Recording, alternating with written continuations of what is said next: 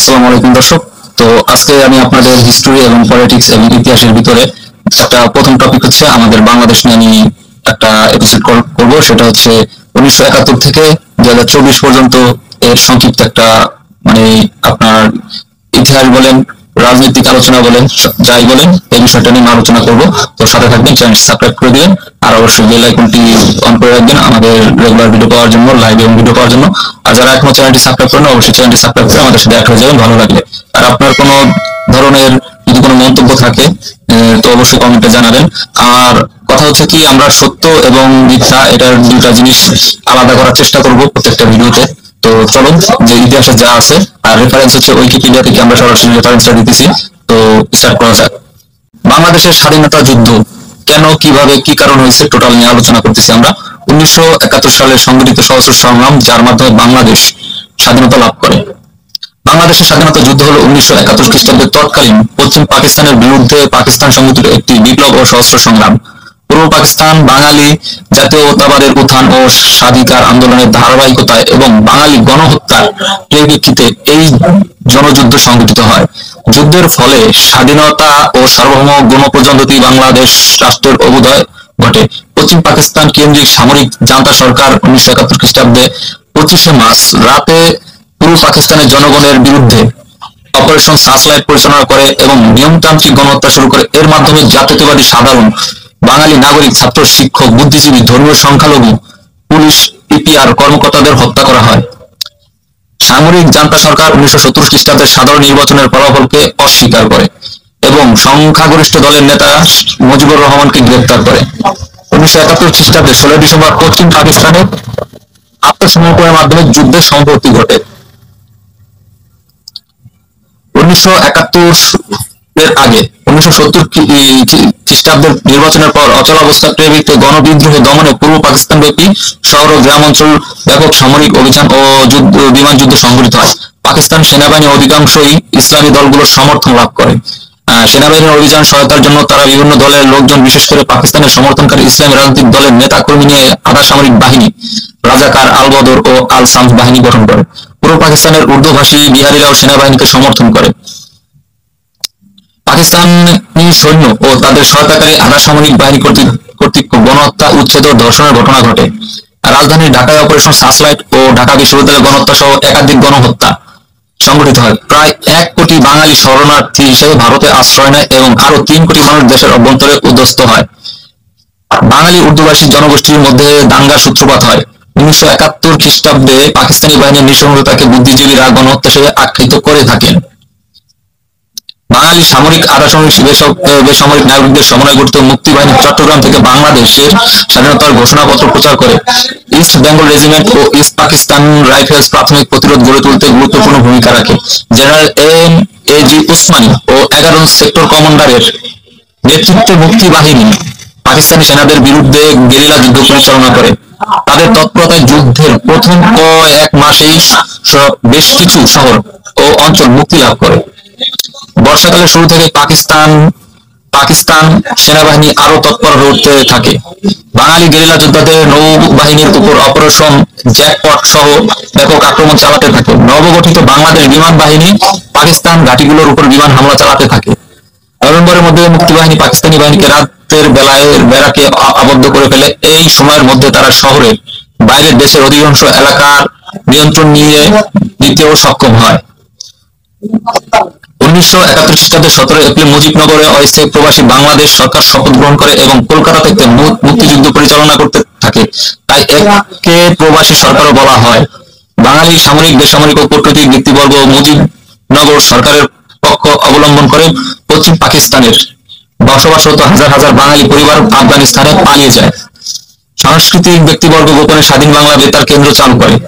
যুদ্ধে বাঙালি উদ্বাস্তুদের দুর্দশা বিশ্ববাসীকে চিন্তিত ও আতঙ্কিত করে। ভারতের প্রধানমন্ত্রী ইন্দিরা গান্ধী বাংলাদেশি নাগরিকদের প্রয়োজনীয় কূটনৈতিক, অর্থনৈতিক ও সামরিক সহায়তা প্রদান করে। ব্রিটেন, মার্কিন যুক্তরাষ্ট্র, ভারতের কয়েকজন সঙ্গীতজ্ঞ বাংলাদেশিদের সহায়তার জন্য নিউ ইয়র্ক তহবিল সংগ্রহের উদ্দেশ্যে বিশ্বের প্রথম কনসার্ট আয়োজন করেন। মার্কিন সিনেটর টেড কেনেডি পাকিস্তানি সেনাবাহিনী কর্তৃক হত্যাযজ্ঞের বিরুদ্ধে মার্কিন কংগ্রেসে ক্যাম্পেইন শুরু করে। অন্যদিকে ঢাকায় নিযুক্ত মার্কিন উপরাষ্ট্রদূত আর্চার ব্লাক পাকিস্তানি স্বৈরশাসক ইয়াহিয়া খানের সাথে মার্কিন রাষ্ট্রপতি রিচার্ড নিক্সনের সুসম্পর্কের বিরোধিতা করেন। উত্তর ভারতের পাকিস্তানের বিমান হামলার পর 1971 খ্রিস্টাব্দের 3রা ডিসেম্বর ভারত আনুষ্ঠানিকভাবে যুদ্ধে যোগদান করে। উত্তর ভারতের পাকিস্তানের বিমান হামলার পর 1971 খ্রিস্টাব্দের 3রা ডিসেম্বর ভারত আনুষ্ঠানিকভাবে যুদ্ধে যোগদান করে। ফলশ্রুতি পূর্ব পশ্চিম দুই ফ্রন্টে আরেকটি ভারত পাকিস্তান যুদ্ধের সূচনা ঘটে। বিমান হামলা ও বাংলাদেশ ভারত যৌথ বাহিনীর তৎপরতায় পাকিস্তানি সেনাবাহিনী কোণঠাসা হয়ে পড়ে। অবশেষে 1971 খ্রিস্টাব্দের 16ই ডিসেম্বর ঢাকায় পাকিস্তান সেনাবাহিনী আত্মসমর্পণ করে। আত্মসমর্পণের মাধ্যমে দীর্ঘ 9 মাসের এই যুদ্ধের সমাপ্তি ঘটে। যুদ্ধের ফলে বিশ্বের 7ম জনবহুল দেশ হিসেবে বাংলাদেশের উত্থান ঘটে, যা দক্ষিণ এশিয়ার ভূ রাজনৈতিক দৃশ্যপট বদলে ফেলে। জটিল আঞ্চলিক সম্পর্কের কারণে যুদ্ধটি মার্কিন যুক্তরাষ্ট্র, সোভিয়েত ইউনিয়ন এবং গণপ্রজাতন্ত্রী চীনের মধ্যে চলমান স্নায়ুযুদ্ধের অন্যতম প্রধান পর্ব ছিল। জাতিসংঘের অধিকাংশ সদস্য রাষ্ট্র 1972 সালে মধ্যেই বাংলাদেশকে একটি স্বাধীন ও সার্বভৌম রাষ্ট্র হিসেবে স্বীকৃতি দেয়। তো এখন আসেন আমরা 2024-এর সংক্ষিপ্ত একটা আপনাদের জানাই দিতেছি। তো ওইটার পরে চলে যাচ্ছি। 2024-এ বাংলাদেশের কোঠা আন্দোলন সংস্কারের মাধ্যমে কিন্তু 2024-এর একটা বিপ্লব, যা এই বর্তমান উপদেষ্টা প্রধান সরকারের মাধ্যমে চলতেছে, আপনারা অনেকেই জানেন। তো এটা টোটাল একটা সংক্ষিপ্ত হিস্ট্রি আমরা এই উইকিপিডিয়া রেফারেন্সের মাধ্যমে আপনাদের সামনে উপস্থাপন করছি। 2024-এ বাংলাদেশ কোঠা সংস্কার আন্দোলন কেন, কিভাবে, কি জন্য হয়েছিল, টোটাল এর সংক্ষিপ্ত ভিতরে আপনারা বিস্তারিত জানতে পারবেন। 2024-এর কোটা সংস্কার আন্দোলন হলো বাংলাদেশের সব ধরনের সরকারি চাকরি পরিচালিত কোটা ভিত্তিক নিয়োগ ব্যবস্থার সংস্কারের দাবি এ সংগঠিত হয় একটি আন্দোলন। 2024 সালের 5 জুন বাংলাদেশের সুপ্রিম কোর্টের হাইকোর্ট বিভাগ কর্তৃক 2018 সালের 4 অক্টোবর বাংলাদেশ সরকার জারিকৃত পরিপত্রকে অবৈধ ঘোষণার পর কোঠা পদ্ধতির সংস্কার আন্দোলন আবার নতুনভাবে আলোচনায় আসে। 2018 সালের কোঠা সংস্কার আন্দোলনের পরিপ্রেক্ষিতে উক্ত পরিপত্র জারি করা হয়েছিল। ওই পরিপত্রের মাধ্যমে সরকারি চাকরিতে নবম গ্রেড, পূর্বতন প্রথম শ্রেণী যাকে বলা হয়, এবং 10ম 13তম গ্রেডের পূর্বতন দ্বিতীয় শ্রেণী পদে নিয়োগের ক্ষেত্রে বিদ্যমান সকল কোটা বাতিল করা হয়েছিল। দ্রুত 2024 বাংলাদেশের কোটা সংস্কার আন্দোলনের যে আর কি পরিপথটা শুরু হয়, আন্দোলনের বিষয়টা শুরুতে আন্দোলন সভা সমাবেশের মধ্যে স্থির থাকলেও 14 জুলাই প্রধানমন্ত্রী শেখ হাসিনা তার এক বক্তব্যে কোঠা আন্দোলনকারীদের পরোক্ষভাবে রাজাকারের নাতিপুতি হিসেবে অবহিত করেন। প্রধানমন্ত্রীর মন্তব্যের প্রতিক্রিয়া হিসেবে আন্দোলনকারী শিক্ষার্থীরা ব্যঙ্গ করে তুমি কে আমি কে, রাজাকার রাজাকার, কে বলেছে কে বলেছে, স্বৈরাচার স্বৈরাচার এবং চেয়েছিলাম চাইতে গেলাম অধিকার হয়ে গেলাম রাজাকার স্লোগান দেয়। এর পরের দিন 15 জুলাই আওয়ামী লীগ ও সরকারের বিভিন্ন কর্মকর্তা মন্ত্রী আন্দোলনকারী শিক্ষার্থীদের বিরুদ্ধে মুক্তিযুদ্ধের চেতনা নষ্ট করার অভিযোগ আনে। একই দিন দেশের বিভিন্ন স্থানে ক্ষমতাসীন দল আওয়ামী লীগের ছাত্র সংগঠন ছাত্রলীগের নেতৃত্বে শিক্ষার্থী ও আন্দোলনকারীদের উপর রড, লাঠি, হকি স্টিক, রামদা, আগ্নেয়াস্ত্র নিয়ে হামলা করা হয়। একই সঙ্গে পুলিশ ও লাঠি, রাবার বুলেট দিয়ে হামলা করে। প্রতিবাদে আন্দোলনকারীরা তাদের দিকে ইটের টুকটুক ছুড়লে উভয়ের মধ্যে সংঘর্ষ ঘটে। এসব হামলায় 16 জুলাই থেকে আন্দোলন তীব্রতর হয়। 16 জুলাই বেগম রোকেয়া বিশ্ববিদ্যালয়ে আবু সাইদ পুলিশের গুলিতে নিহত হলে আন্দোলন স্ফুলিঙ্গের মতো মানে আগুনের ফুলকির মতন চারিদিকে ছড়ায় পড়ে। পুরো দেশের আনাচে কানাচে ছড়িয়ে পড়ে। 19 জুলাই পর্যন্ত ছাত্রলীগ ও আওয়ামী লীগের অন্যান্য সংগঠন, বিজিবি, র্যাব, পুলিশ ইন্টারনেট বন্ধ করে আন্দোলন থামাতে কার্যত ব্যর্থ হলে সরকার দেশ জুড়ে কারফিউ জারি করে এবং মাঠে সেনাবাহিনী নামায়।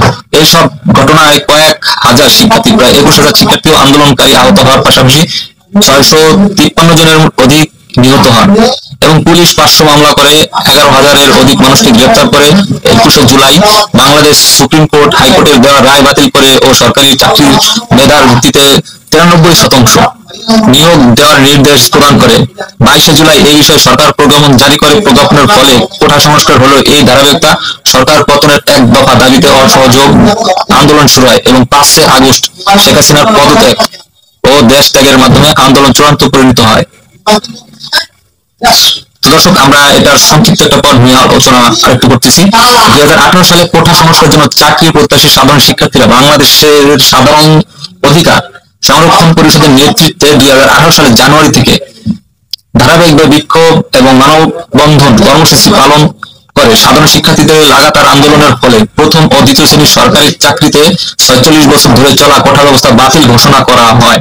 2018 সালের 4 অক্টোবর প্রথম ও দ্বিতীয় শ্রেণীর সরকারি চাকরি কোটা ব্যবস্থা বাতিল করে বাংলাদেশ সরকার একটি পরিপত্র জারি করে।